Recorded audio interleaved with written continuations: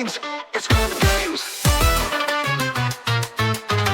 Double up. Drop a like, drop a sub, go ahead and subscribe to ScrubGames.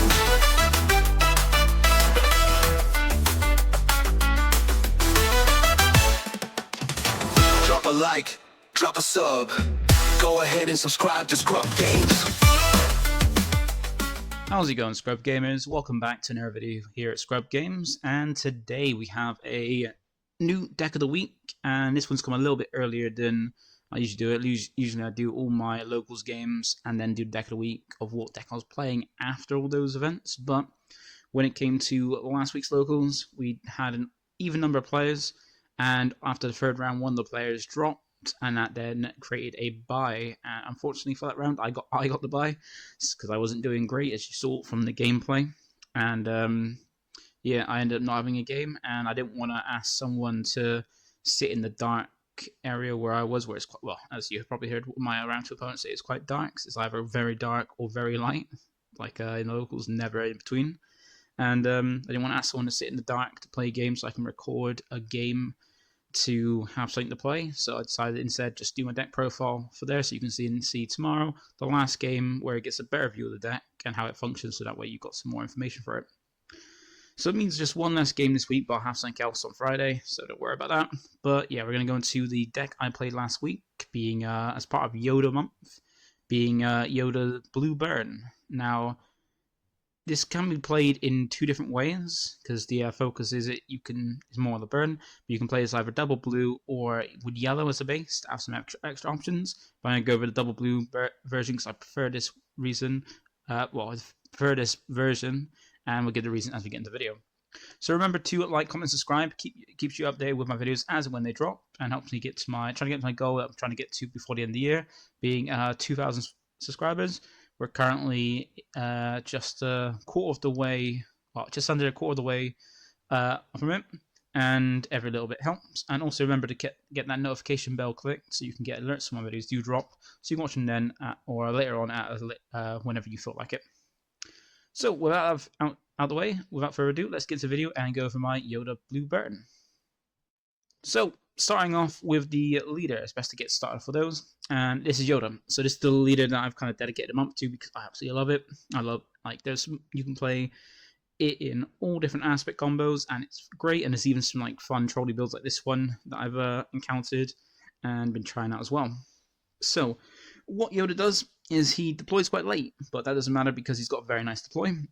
And he gives you that added bit of consistency by going through your deck to try and get to things you want. He comes in the Vigilance and Heroism aspects, so it gives you access to the blue cards and the heroic one, the white cards as well. And he has pretty good stats when he deploy, which is 4-9, so 4 power, 9 health, which is hugely bulky, and a good amount of power. And also he's got Restore 2 when he deploys as well, meaning that he can swing and heal 2 from your base, getting that nice bit of healing. Now, when he's in the leader area, he gives you access to the Force, Jedi, and Republic traits, but none of those matter for this build, but they will matter for every kind of builds. And as well, he's got a really nice effect, which is an action that requires you to tap him as the cost. And then, if any unit left play this phase, it could be your unit, your opponent's unit, as long as it's left play, by being removed from the board, either by bouncing back to hand, being defeated, put into the discard, put into the bottom of the deck, anything like that, as long as it leaves the board in some way, even if it's your opponent plays a unique card that you're off on board and have to kill one off to replace it because it's unique, that'll trigger it as well. And you can trigger this and then draw a card. So draw a card from the top of your deck, and then you can put a card from your hand either on top or bottom of your deck.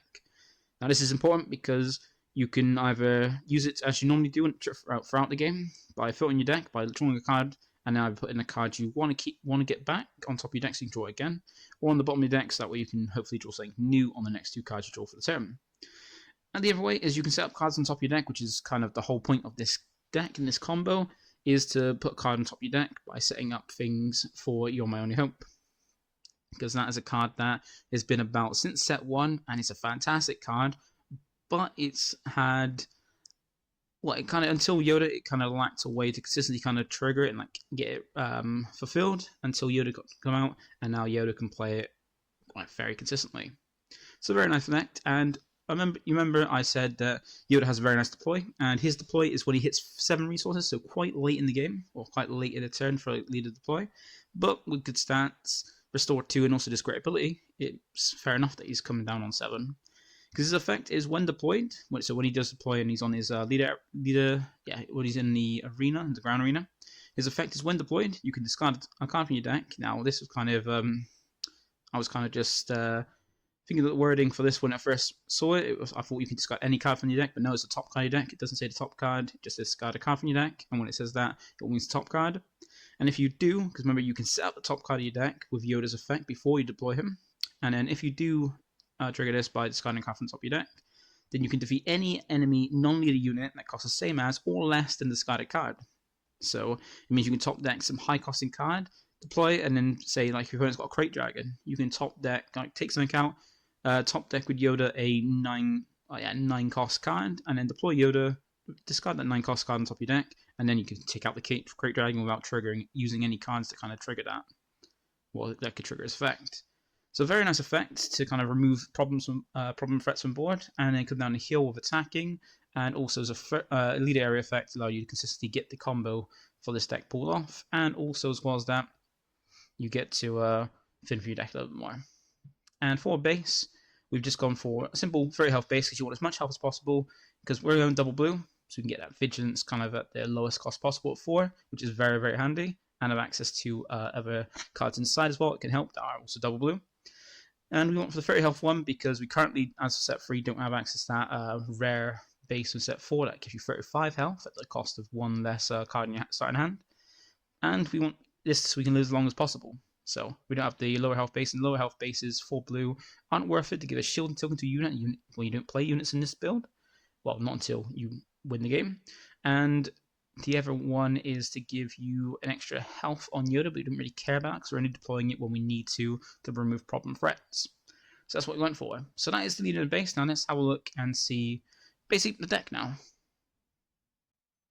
So first, let's talk about the combo, because there's the combo pieces, because there are combo pieces to pull off what this is, being Yoda Burn, as you've probably seen in the gameplay from the first game of set on my first game on Monday. You saw my first game, you triggered off the combo, and you'll see it more tomorrow in my last game. Now the cards for this combo are You're My Only Hope and Endless Legion. Let's see if I can bring it up full. I don't think on the side. There we go. We can put it up. So here is Your My Only Hope. This is a card all the way from set 1. Heroic card. Didn't really see play. You can play it. You could have like kind of set up with you had an option to set up using for a cause I believe in, because it allows you to look at top 4 cards of your deck, burn for every heroic card you see, and discard cards and keep them on top in whatever order you want. And this is a way. That was a way you can set it up with this. You can set up because since it's 4 cards, you can either put the discard. Discard any cards you didn't want, or if you still have resources to do it the same turn, you played that what's it for a cause I believe in, you can play it the same turn and play something out for either 5 less or 3, but eventually what it does is you look at the top card of your deck, so you look at it, and then you can play it, and it costs 5 less for its cost. So if it's a card that costs 5 or less, you can play it for free. If it's cost higher, you have to play extra resources, but it costs 5 less than its initial cost. But there's a way to play it for absolutely free, like I have done, and that's if your base has 5 or less remaining HP, you can play it for free instead. So it means you can play a high costing card like the next card, Endless Legion, for absolutely free once you've got 5 or less health from base. So that's basically what this does. It's fantastic with Yoda. Gives Yoda with his effect to be able to put things on top of your deck. It means you can set this up very, very nicely and help, and is part of the way of how you can set up the combo. Then we've got Endless Legion here. So Endless Legion is a powerful, very high costing double green event. So it's going to be costing not just 14 in this deck if you want to hard cast it. It's going to cost 18 because you've got to pay an extra 2 on top of Aspen penalty, because remember we're not playing any green. So we've got to pay an extra 2 for each of those green aspects. So that means 18 is the cost for this if you want to hard cast it. But you can free play it off of Your My Only Hope once you have 5 or less remaining damage on base, and you top deck it to the top of your deck with Yoda, and then play it out from Your My Only Hope when you've got 25 damage on your base, or more, depending as long as you're not dead. And what it does is allows you to reveal any number of your resources that you control, and for each, you can basically play each unit revealed this way for free, 1 at a time. So you play all the units in your resources out from this, and you play them 1 at a time. And that works because we're going for the burn focus. So this is the combo. Essentially, have something leave the board. Essentially go to 25 health or less on base, as long as you're still alive. Remove something from board, so that way you can trigger Yoda. Use Yoda's effect, then draw a card in top deck Endless Legions, and then go ahead and pay 3 for your money of hope to reveal the Endless Legion and play it for free. That's the combo. That's what you want to do, and what you're aiming for. You're aiming to set up enough stuff in your resource to do what you want to do. Then remove something from the board, have enough damage as well with something taken off the board, and then top deck Endless Legion and play it for free from your money of hope. So that's the combo pieces. Now let's have a look and see what kind of things we're going to play. Because you might be interested in what, probably interested in like what it is if you haven't watched it. Why is burn? We'll get to that point in a sec. So with the units we're playing, these are the units, and here's the combo. So we're playing 3 copies of Fighters for Freedom. So not a member. We're not playing any blue units. Well, we're playing 1 blue unit. But we're basically playing mainly red units because of Fighters for Freedom. So we're playing 3 Fighters for Freedom and 3 copies of clones. So once again, these are cards that would have the aspect penalty if we were to play it normally. So it costs an extra 2 on top. But remember, we're playing out by Endless Legion. So we've got 3 copies of Fighters for Freedom and 3 copies of clone. Now, if you haven't seen set 1 and been playing since set 1, this is what Fighters for Freedom does. It is a 3-cost 3/4 unit in the aggression heroics traits. And it's got an effect where when you play a never red card, so while this card is on the board, whenever you play a never red card, you may deal 1 damage to a base. And if you don't know what clones do, because you've probably not seen this played most of the time, clone is a 7-cost ground unit with 0 power, 0 health, and essentially you can have, when you play this card, you may have this card enter play as a copy of a non-leader, non-vehicle unit in play, except it gains clone trait and it's not unique. So it allows you to have more than 1 copy of a card on board that's unique by making it the exact same copy, and but it's not unique and it has the clone trait. So essentially, you want to play these out. You play this out. You want to have Fighters for Freedom on board, and the clones are there to copy more Fighters for Freedom, so you can have more on board. Because the more Fighters for Freedom you have on board, the more damage you can do to your opponent's base for every red card you play.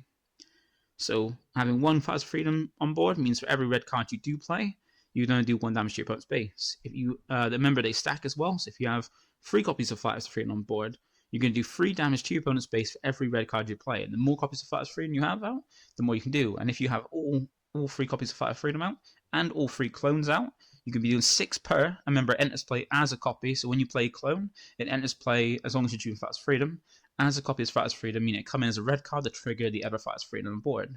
So as you're building up the Fighters for Freedom, because you could do them first to get them on board, so play 1 and 2 and 3, each copy is going to burn for the next copy played. So you can play out 1, it's not going to burn anything because it's the first one. The second one's going to end up burning 1 to your opponent's base from the first Fighters for Freedom. Then if you play a third Fighters for Freedom, the first 2 are going to burn 2, and then they're going to stack up, so they're going to burn as you get them out, so you end up getting 10 damage just off of playing all 6 copies of Fighters for Freedom, being the Fighters for Freedom and clone. And then every card after that, if you get all 6 on board, it's going to be 6 damage to your opponent's base, meaning you can do a lot of damage. So that's the first 2 and the main bits of the combo. So the main bits of the combo are these, and then the rest of these units. And we need some more red units, because we have just these 6 red units, technically red units with clone, to do the burn, but we're going to have other ones. We've got extra ones that do burn damage. So we've got 3 copies of K2SL. This also does some burn damage, we'll see in a bit. And also 3 copies of Raider. So we've got copies of these other units that also burn damage on your opponent's base in different ways. So you probably know what K2SL does, because it's been in it's been since the release of the game, and it's been in a lot of other decks as well, like mainly heroic red decks. And essentially, what we're mainly looking for in this effect is its own effect, which is when it's defeated. For each opponent, you choose one of either 2 effects. You can either deal 3 damage to that player's base, which is what we're going to choose, or make your opponent discard a card from hand. We don't care about the discard from hand because we're trying to kill them at that point when we bring this out. But essentially, you're going to be playing out and then doing damage when you play it, thanks to the Fighters for Freedom, and then trying to defeat it to then trigger. Because remember, it's unique. So if you have a copy of it on the board, you can play it out, do damage from the Fighters for Freedoms on board, and then have to kill off one of the copies because it's unique, and then trigger it being defeated. So you're that way. And then we've got Ruthless Raider, another card from set 1. And this is one that just when it's played or when it's defeated, so another one that basically comes and deals damage when it's played, which is very nice. And also when it's defeated, if you can defeat it off, It deals 2 damage to opponent's base and 2 damage to one of your opponent's enemy units. So you can ping some damage off from on your opponent's board, which you don't really care too much about, but might as well. But it's mainly to doing the 2 damage to base. So when this is played, this is an extra 2 damage. So depending on any card that's red is played is going to do damage to your opponent's base, depending on the number of the Fighters Freedom you have on board. Whereas Ruthless Raider is always going to do an extra 2 damage on top. So if you've got 1 Fighters of Freedom, it's always going to do 3. So it's always going to do 2 more as a red card due to his own effect, doing 2 damage to your opponent's base. So we'll max out on those copies. And Kato needs like more copies of itself to kind of defeat it, you might think, but that's not the way we do it. Because we also have a Never Red unit that helps trigger both these when defeated, so you can trigger more times. So you can trigger Ruthless Raider twice by do it as when played when defeated, and also Kato the trigger more, so you can play out more and do it constantly. And that is 3 copies of Squadron Vultures. You might have never seen this card played. It's a red card from set 3, really not played, but you can play it for free. And since you play it for free off Endless Region anyway, but it's got a nice trait, which is Exploit. Now, Exploit, like it says on the card, is while playing this card, you can defeat up to 3 units you control, and this card costs 2 less for each unit defeated this way. Now, you might be thinking, why do you need this when you're going to be playing out for free anyway off Endless Legions? Because Endless Legions plays all the units for free. So, the reason we opted for this is, even though you're playing for free, you can still use Exploit to reduce the cost. Just, it's going to be played for anyway, but you can still use it to defeat the units. And essentially, this is what we want to help trigger Kato and Ruthless Raider, because exploiting means you're defeating those units, because it says on the card, defeat up to 3 units.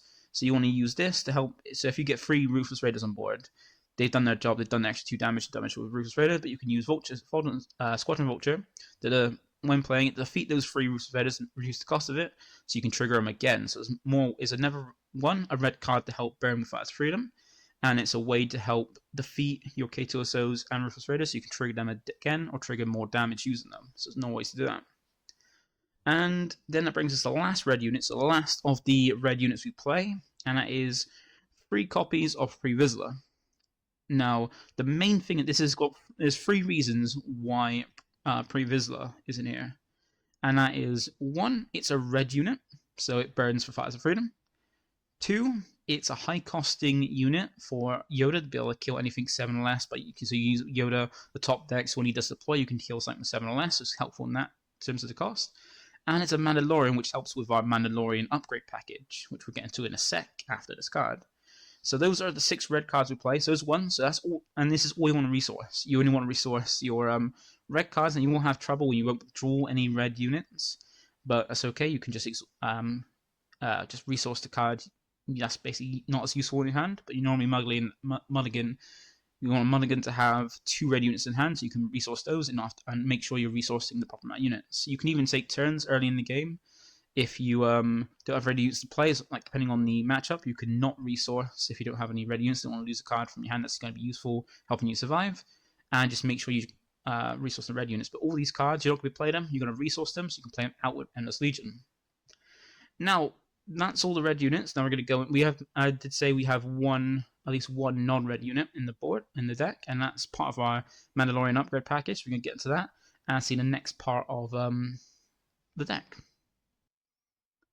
And to start off that with the last unit is we've got 2 copies of Razor Crest. Now I was putting in Concord Dawn as a unit because that is also Mandalorian, and that helps with the space focus decks that are like kind of aggro and trying to like popular in the format at the moment to help defend your base against him. They have to go through it, and when they do KO, you can trigger Yoda to help defend yourself in early games.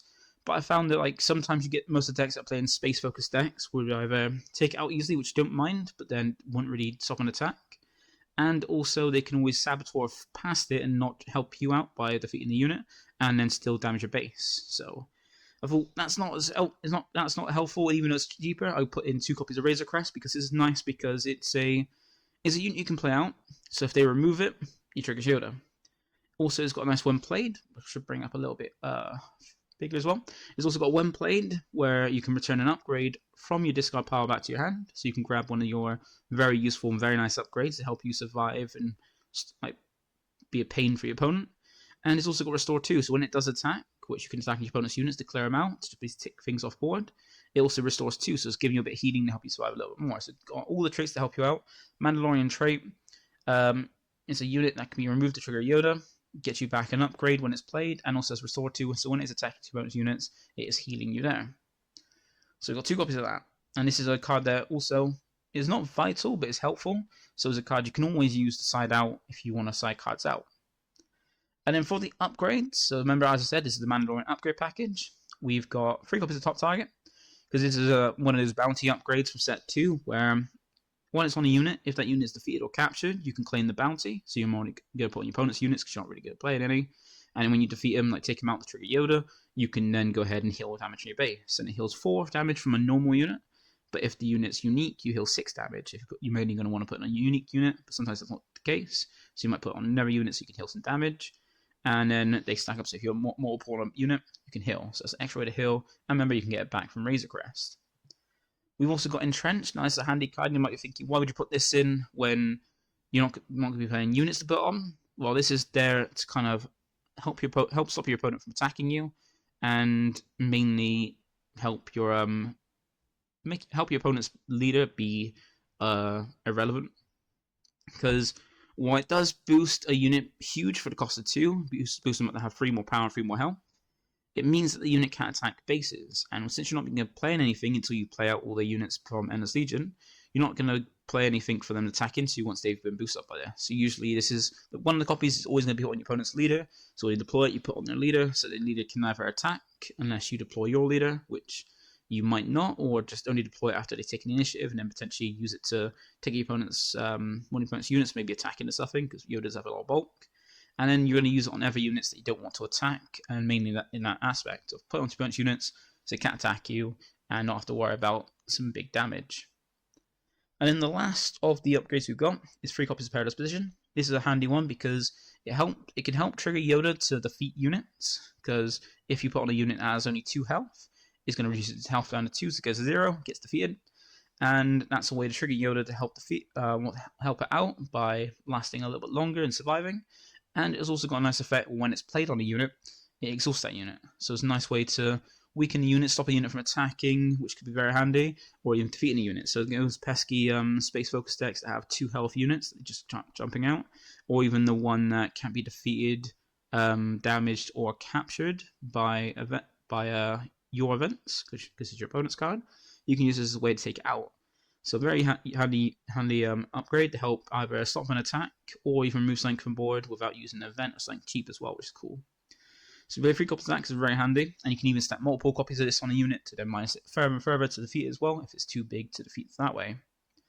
And those are our upgrades. We play 3 copies of each to help because they provide handy uses, being healing from top target, preventing attacks for the other 2 essentially.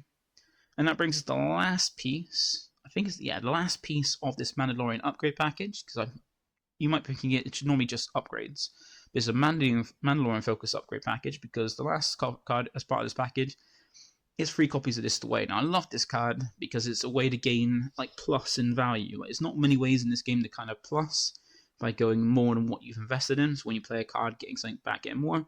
This can double the +1 U, which is very nicely, and also helps either find something that you can use the resource in next turn, or give you, but basically find those useful upgrades to help you out, or even get that Razor Crest so you can kind of recycle those upgrades.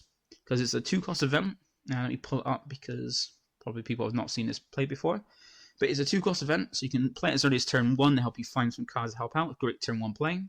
And what it does is search the top 8 cards of your deck to find up to 2 Mandalorian and or upgrade cards, reveal them and draw them, and then you put the rest of the cards on the bottom of your deck in random order. So essentially with this, you get a fin from your deck to, look at the top 8, hopefully grab 2 of them, put the rest of the bottom of your deck. You can whiff off this, but it's not the most likely. You can at least hit 1 most of the time, but if you are whiffing, that's just terrible luck, unfortunately. But most of the time you're going to try and basically plus on this. Because remember, it can search itself as well, because it is itself a Mandalorian card, so it can search for a copy of itself. So you can kind of find itself an upgrade, so you've got everything that's guaranteed to play next turn. And is then, remember, it's got another, as long as itself. So if you don't count itself, you have got, I think, 12. You have 16 cards you can grab with this, which is the other 2 copies of itself, the 2 Razor Crest, And remember, you got previous and the free upgrades, which are all free copies of themselves as well. So 16 cards you can grab off the first one, which is great. So you can most likely going to find it, and you got to remember that when you do go play this card later in the game, do make sure to count the upgrades you have, well, the upgrades, the Mandalorian cards you have in your hand, discard, and you might have resourced, because as it gets lower in the game, you can potentially whiff off this. So be aware of using that later in the game, but it's early in the game. It's great to kind of plus you cards and give you more options and more things, and increase your hand size. If your opponent does have a hand control strategy, it's going to be less relevant because you've got a lot of cards in your hand. So that is the Mandalorian upgrade package. You've got the upgrades that you can search off this away. You've got the Mandalorians being Previs and Razor Crest, and you've got this is the way being a Mandalorian Crest itself. They can help find those things and help give you what you need. Because trying to be able to search Entrench to have it ready for your opponent's leader is just helpful, or even top target to help heal, as well as just especially since you put on a unit you're going to take out your healing damage, plus taking out Trigger Yoda as well to help you survive longer. Then lastly we have the events. So now we're moving on to the events, and we've got 5 events we play to help trigger Yoda to defeat stuffing and help him through the deck, and help us try and get the combo piece together. Because remember, Yoda's handy in helping you draw through your deck, cycle through your deck a little bit quicker to find the things you're after, get your combo pieces, get your card you want to resource, and basically just be able to pull off this combo. And the first one we've got is the one with a bit of consistency, like Restock. Now I always put Restock in my decks, mostly in the side deck or something in the main. And this is handy because if you do, it's very handy as a card that helps out the combo, because if you end up getting decked out by your opponent, is a way to put Endless Legion on top of your deck without using Yoda, and then go ahead and use Your My Only Hope. So it's a great alternative way to set up Endless Legions against mill. And it's also, a card to help with mill if you end up milling yourself out, because you can go through with this the way cycle through your deck constantly. You can potentially go and thin your deck out quicker than your opponent's thinning out their deck. So if it comes to the really control grindy games, you can go ahead and then use Restock to kind of get your stuff back, or even put stuff back in the bottom on your deck, because this is the way of things that allow you to look at the top cards of your deck and kind of put the rest of the bottom to kind of cycle through. You can use this as a way to kind of get things back that you've used.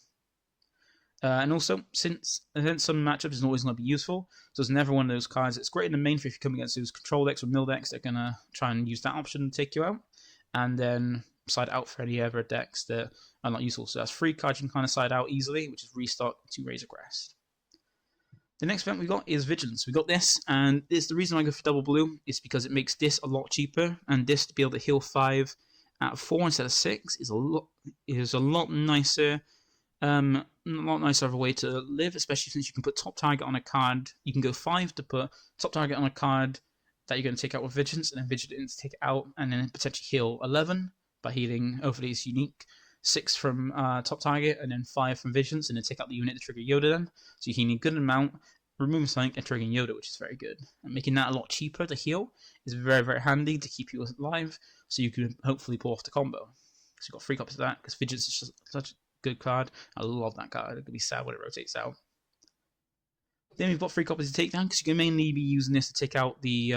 mainly want this for more early game aggro decks, because when you get in the later game, your opponent's, for those more control decks or late game decks, they're not going to be playing as much or being aggressing you as much, where you're fearing for the damage on your base. So Takedown is a great one to be able to take out anything 5 or less, and you can even reduce the cost of things by using Perilous Position. It stops something at high cost, high powered from attacking, and next turn take it out with Takedown, which is handy. And then it's just handy to just take out units. Then we've got 3 copies of Vanquish. Now we have Vanquish instead of Fell the Dragon, because Vanquish allows you to take out any non-leader unit. Sometimes there's units that come down or come out in a game, like say Rufus Radio and things like that, that are out the way of Takedown and out the way of Fell the Dragon. So Fell the Dragon has to hit a unit that's 5 or more power, whereas if there are 4 or more power, it's still a lot of damage you're taking. 4 damage for a single attack is still quite a bit, and Fellow Dragon's not going to touch that, so it's going to be not useful. So Vanquish, even though it costs 1 more, allows you to take out any card possible, and that even helps, say, if you don't have Takedown and you're taking out something that doesn't have much power and has 5 or less health, you can't touch that with Fell Dragon either. So having Vanquish is the way to make sure you're taking out anything, because remember, you don't care about your leader. You don't really need Rivals Fall to really take out any unit. You want to take out a non-leader because you can always put an entrench on your opponent's leader so they can't attack and use it. So Vanquish is a helpful thing to take out any of your opponent's non-leader units and just take them out.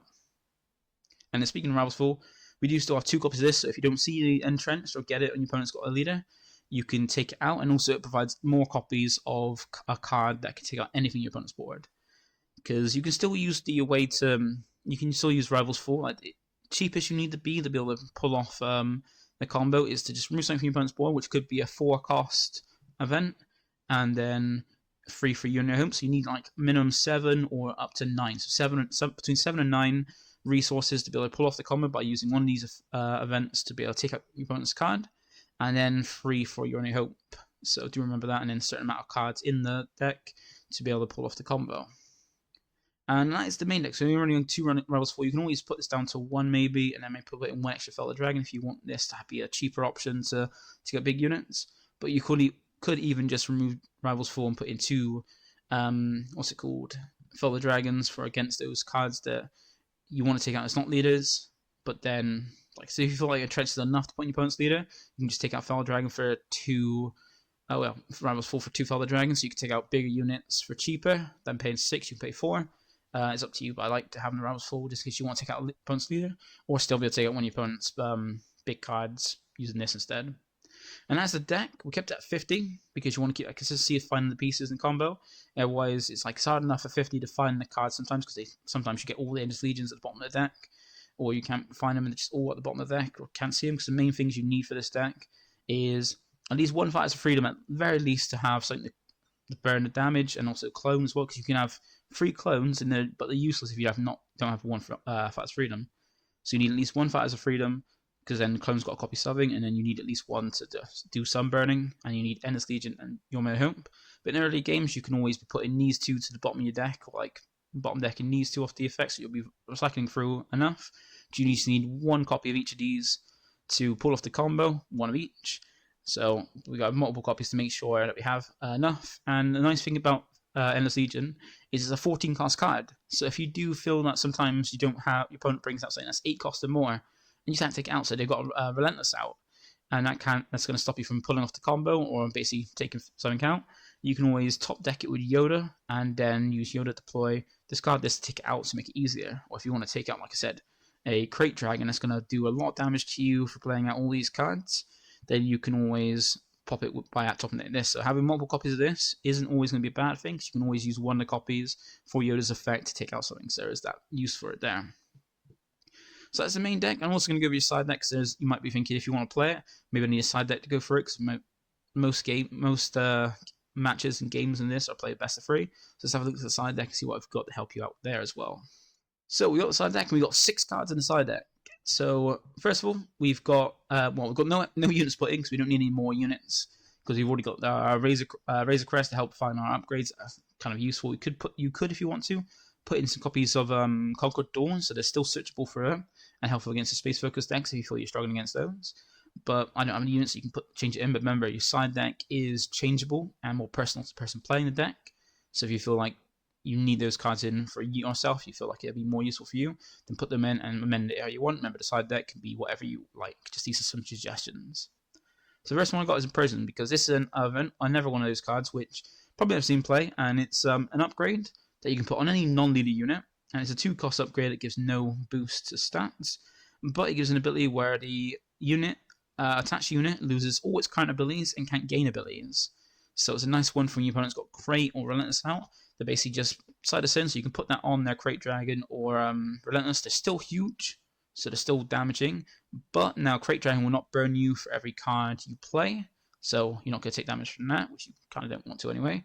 And Relentless is not going to stop you from using your events, because it's not on the skills. You can always put an Entrenched on top of Imprison on that card you do, so that way, even though it's a big behemoth, it's not no abilities and it can't attack, because you've got Entrenched and this on it. But this is mainly a nice way to shut off abilities rather than have to, against Relentless, use this cheap costing event to bait the Relentless, then take it out.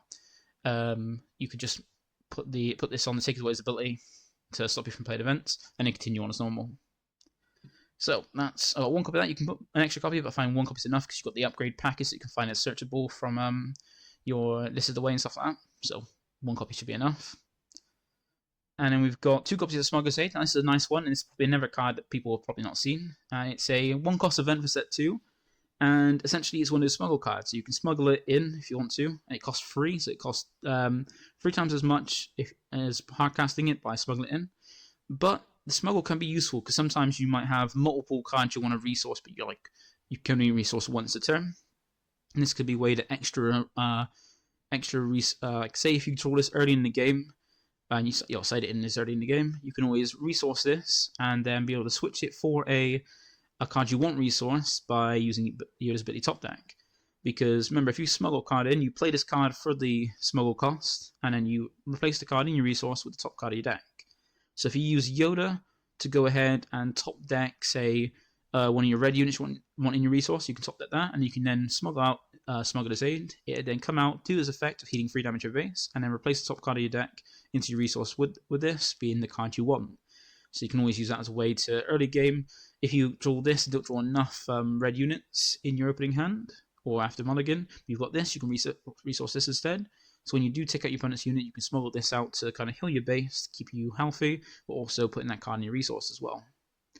And it's also just a nice event that you can play just to heal 3 damage in your base. And I've got this over the blue event that does the same thing, but can also heal units, because this can be smuggled in. So it's a little bit handy there, and you don't really care. There's no one that really cares about the aspects on the card for when it comes to healing. You just want to heal. So if you want to heal damage which you want to heal from your base, it's the same thing there. But this one can be smuggled in to use later. So you've got 2 copies of that, because I feel that could be helpful to keep you alive in the game, because you want to go to a certain amount of health but not take much. And after one game, your opponent might suss out the game plan and then trying to go around that by doing more than 5 damage to finish you off. Then we've got an extra copy of Restock, so just in case you go against the mill decks, you've got a way to kind of keep yourself around, keep yourself restocked with Restock. And it depends, you can get to the point where Restock's just a very nice way to kind of just go ahead and set up your Endless Legion, so alternate way to set up your Endless Legion, and this helps against the more, if you go against hard control and they're trying to, you just keep removing their threats, okay, I'm just going to mill you out then, because you're not really doing anything. You can always go right around. I'm sorted because I can restock and put back my stuff. You're milling me out. Man, go for that. So extra copy of that I always like to have. Sometimes if I got one in the main, I always like to have one in the side, depending. Then we got 2 copies of Equalize. There's never a reason why I play double blue, because with those aggro space focused decks, then most of the decks are the most units they play.